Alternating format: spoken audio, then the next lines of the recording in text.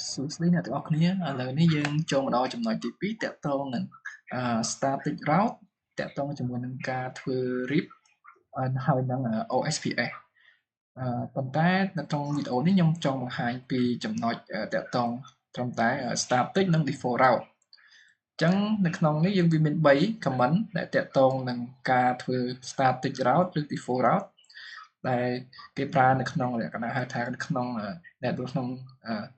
lab network ផ្សេងគ្នាឲ្យស្គាល់គ្នាបានមានន័យថានេះគឺជា network ទី1ហើយមួយទៀតនេះគឺជា network ទី2អញ្ចឹង network នេះគឺវានៅក្នុង client គឺវាមាន IP ខុសគ្នាអញ្ចឹងដំបូងខ្ញុំត្រូវ config IP ក្នុង router ទី1នេះសិនសូមដាក់ចូលទៅសូមចូលទៅ config IP នៅក្នុង deface G0/0/1 IP address 192.168.2.1 ខ្ញុំយក/24 .255.0 no shutdown អញ្ចឹងមកចាប់ដើម up ហើយនៅត្រង់ uso IP interface នេះខ្ញុំបាន config តាក់ទង interface 0នេះខ្ញុំបាន config រួចរាល់ហើយអញ្ចឹងខ្ញុំមក config ខាង router ខាងនេះខ្ញុំចង់ធ្វើការ save ផ្សេងខ្ញុំចូលមក router ទី2សូមធ្វើការ config router ទី2អញ្ចឹងតាក់ទងចង់បញ្ជាក់ថាតាក់ទងជាមួយ IP នេះគឺខ្ញុំអត់ focus ទៅលើតាម comment របស់ IP ខាងគេទេគឺខ្ញុំធ្វើផ្សេងគ្នាគ្រាន់តែ basic ហើយនឹង syntax នៃ comment គឺវាដូចតែគ្នាទេឥឡូវនេះយើងចូលមក router ទី2ដើម្បី config IP address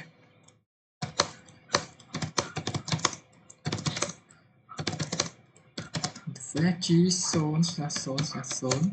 sorry IP address 192.1.255.255.0 no shutdown ចាប់បាន up ហើយមួយទៀតយើងចូលទៅ interface មួយទៀត 0/0/1 IP address 192.1.8. ដាក់តិចដកខុស range គ្នា.1.255.255.0 no shutdown ហើយយើង save ហើយខ្ញុំចូលមកដាក់ static ក្នុង computer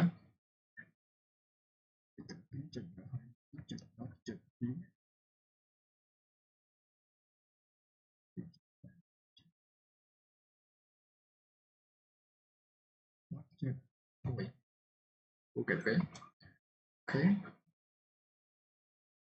ចឹងដំបូងហើយខ្ញុំចង់សាក ping ពី computer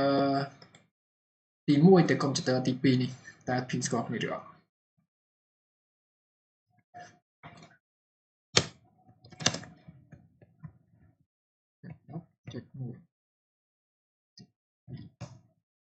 ចឹងវាច្បាស់ណាស់វាគាត់ជា ping មិនអាចស្គាល់គ្នាបានទេដោយសារតែវានៅក្នុង network ផ្សេងគ្នា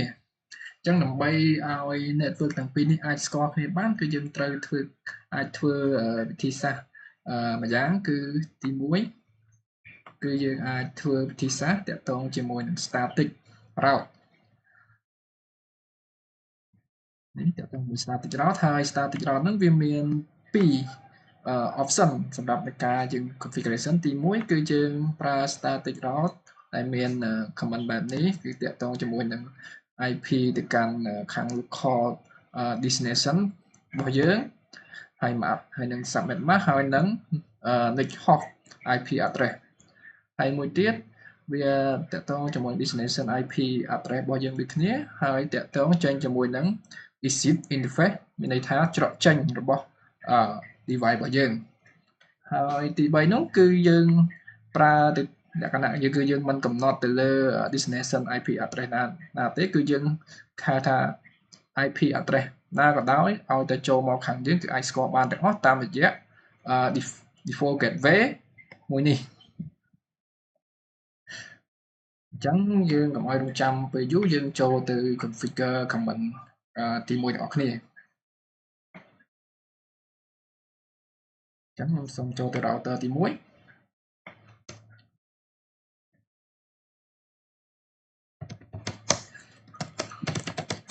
ញ្ចឹង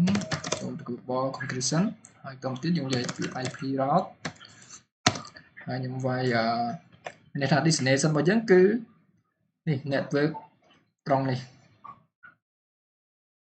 គឺ destination ដែលយើងតម្រូវឲ្យអាចមកស្គាល់ network ខាងនេះបានអញ្ចឹងខ្ញុំដាយមក destination 255.10.0 ហើយបន្តមកទៀត next hop របស់យើងគឺតកតងជាមួយ IP ត្រង់នេះជា next hop IP address វាយ 192.168.1.2 បូកហើយបន្តមកទៀតនៅខាងនេះក្នុង router ទី2នេះគឺយើង config ដូចគ្នាដែរ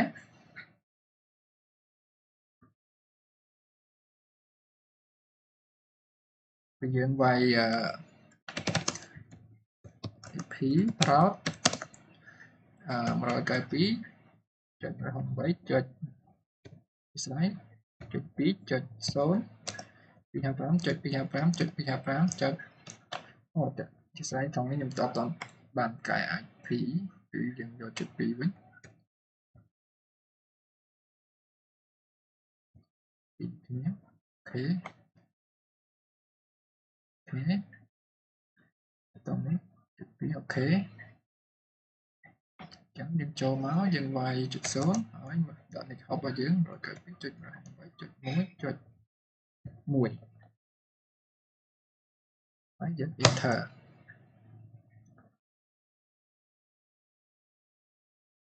ហើយបន្តមកទៀតគឺយើងអាចធ្វើការតេស្តping បាន ping ទៅកាន់វាស្គាល់អត់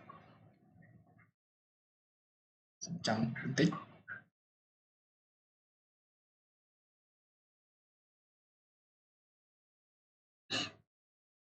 ឡូវនេះគឺឃើញថា network របស់យើងគឺបានធ្វើការស្គាល់គ្នាហើយម្ដងទៀតហើយខ្ញុំអាច ping ពីខាង counter ខាង network ទី2នេះមកកាន់ network ទី1 2.2 sorry ដាក់ comment ping គឺវាស្គាល់គ្នាចឹងនេះគឺជាការកំណត់តកតងជាមួយនឹង static route បែបoption ទី1នេះហើយបន្តទៀតយើងនឹងធ្វើ static route បែប option ទី2អញ្ចឹងខ្ញុំអាចសុំចូលទៅ clear command មួយចំនួនខ្ញុំអាចដាក់ឲ្យថាខ្ញុំសុំយកលុប no វិញ disable វិញបាទទី2ដល់ទី1ខ្ញុំសុំទៅ disable ដូចគ្នាហើយចំណុចយើង disable ហើយយើងចូលទៅ ping មើលតើវាស្គាល់គ្នាអត់វា unreachable មានន័យថាវាអត់ស្គាល់គ្នាទេអញ្ចឹងយើងកុំឲ្យរងចាំយូរយើងចូលទៅ configure ក្នុង router ទី1តកតងនឹង option ទី2ដែលយើងប្រើតាមរយៈ ifzip interface IP route យើងវាយ destination IP របស់យើង 2.168.10.255.255.255.0 ហើយត្រង់ចំណុចនេះតកតង ifzip interface របស់យើងគឺនៅត្រង់នេះគឺច្រកចេញរបស់យើងច្រកចេញរបស់យើងគឺខ្ញុំ show interface ស្រួលមើលតិច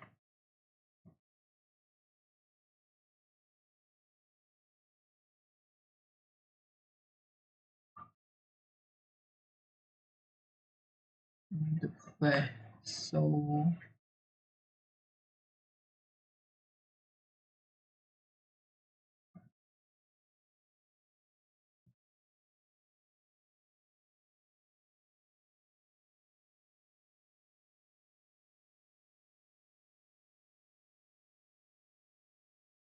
visible line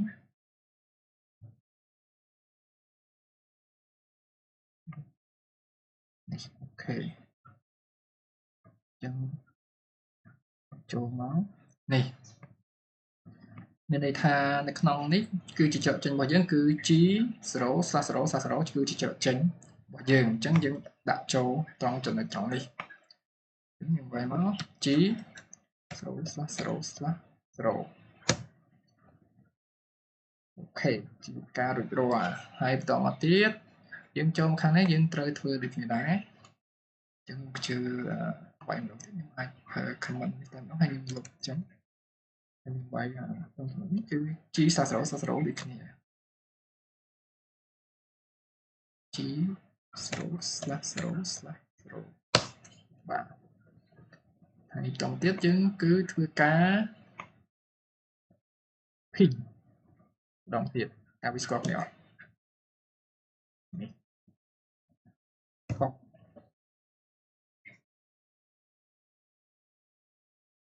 តាមបន្តិច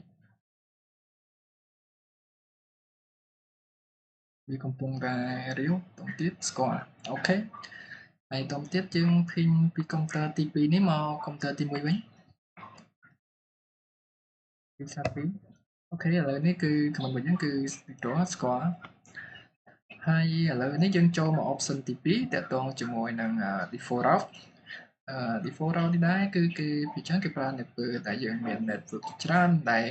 ហៅថាជា last resort ដែលគេប្រើនៅពេលដែលយើងឧទាហរណ៍ថា internet យើងត្រូវការឡើងកាន់ internet គឺគេប្រើ default route នេះភាសាឧទាហរណ៍ថាក្នុង network យើងទាំងអស់នេះអត់មាន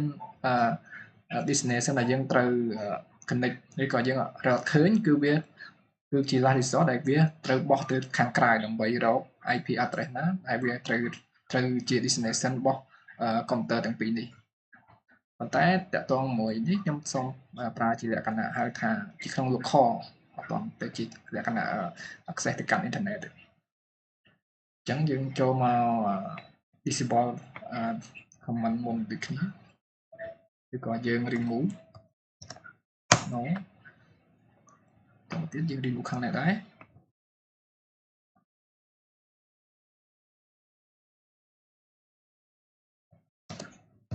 ហើយបន្តទៀតយើងចូលមកសាក ping របស់គ្នាតើស្គាល់ឬអត់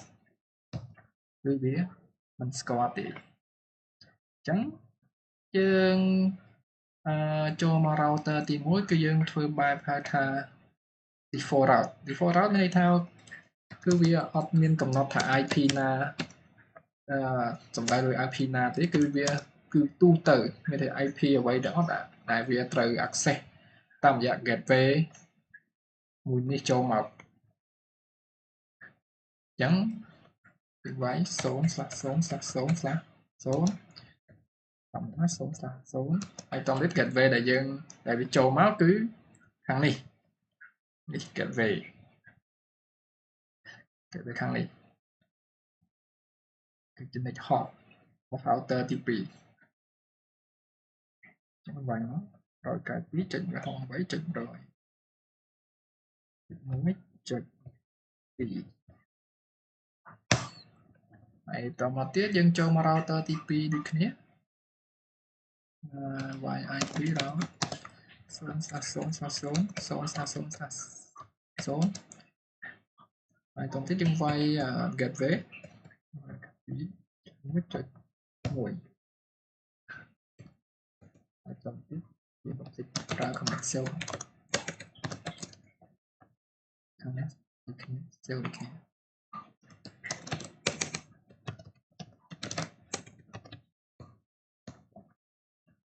ហើយតមកទៀតយើងអាចធ្វើការ ping បាទយើងអាច ping ទី2ទៅមុនគឺវាស្គាល់ហើយយើង ping ពីខាងនេះមកវិញគឺវាស្គាល់ដូចគ្នាអញ្ចឹងខ្ញុំគិតថាតកតងមួយនឹងចំណុចត្រង់នេះគឺវាមានសារៈសំខាន់តែ